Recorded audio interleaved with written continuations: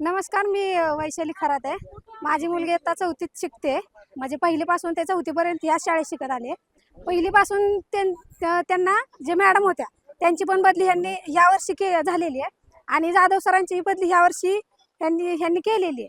पण जाधव सर एवढे एवढे छान शिकवतात की आम्हाला बाहेर क्लास लावायची गरज लागत नाही. की बुद्धिमत्तेचं म्हणा किंवा मंथनचं, परत आपल्या आता स्कॉलरशिपचे क्लास वगैरे आम्ही बाहेर लावलेले नाही आहेत. इथं शाळेत सर घेतात.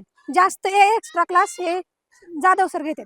मग ह्यांची बदली तुम्ही का करता हे आम्हाला कळायला पाहिजे. आणि एवढे एवढे छान शिक्षक असून तुम्ही आमचे शिक्षक का हे करता. आणि मुलांना एवढे त्यांचे हे आहे की त्या मुलांना आता सध्या जरी बोललं ना की सरांची बदली होते तरी त्यांना असं वाटतं की आता आम्ही उद्यापासून शाळेत नाही जाणार. आमचं आता आमची शिक्षकच नाही तर आम्ही शाळेत जाऊन काय करू. आम्हाला आणि 4 वर्गांना 3 शिक्षक तुम्ही देताय. 3 शिक्षकातले 1 शिक्षक प्राचार्य आहे. प्राचार्यांच्या मागं त्यांचं काम असते. 2 शिक्षक 4 वर्गांना कसे तुम्ही हे ट्रेन करणार आहेत मुलांना. त्यामुळे आम्हाला जाधव सर हे आम्हाला या शाळेत पाहिजे. तर या ठिकाणी आमचा शिक्षक एक कमी झाला. सर्वात महत्त्वाचा म्हणजे तालुका शिक्षण विभागाचा हा भोंगळ कारभार. आमच्या शाळेमध्ये गेल्या वर्षी 95 पट असताना सुद्धा आमचे 2 शिक्षक कमी केले. बाकीच्या शाळेंना सूट देण्यात आली, आमच्या शाळेवरती अन्याय करण्यात आला. जर त्या विद्यार्थ्यांचे आधार कार्ड नसतील तर ते विद्यार्थी ग्राह्य न धरता 90 पट दाखवून आमच्या शाळेवरच्या 2 शिक्षकांची बदली करण्यात आली. म्हणजे हा बोंगळ कारभार हा तालुका शिक्षण विभागानं जाणीवपूर्वक मलवडी शाळेवरती अन्याय केलेला आहे. आणि त्याच्यामध्ये आमच्यातल्या बुधनवर मॅडम आणि जाधव सर यांची बदली करण्यात आली.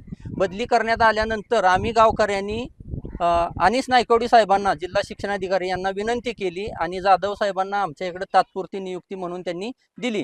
परंतु 1 महिना ते 1.5 महिनाच जाधव सरांना इथं ठेवलं आणि आत्ता शुक्रवारी त्यांनी परत संच मान्यतेचा आदेश काढून किंवा एक फट निर्माण करून त्याच्यामध्ये जाधव सरांना परत मूळ शाळेवरती मानेवाडीला हजर राहण्याचा आदेश करण्यात आला. ह्या आदेशाचा आम्ही गावकरी आणि पालक वर्ग पूर्णपणे विरोध करत आहोत.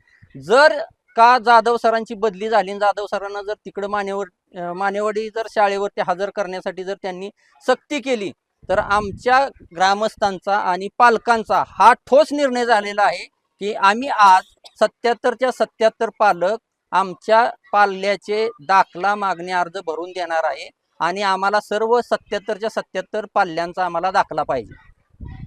अन्यथा ह्या परिणामाला पूर्णपणे शिक्षण विभाग जबाबदार राहील.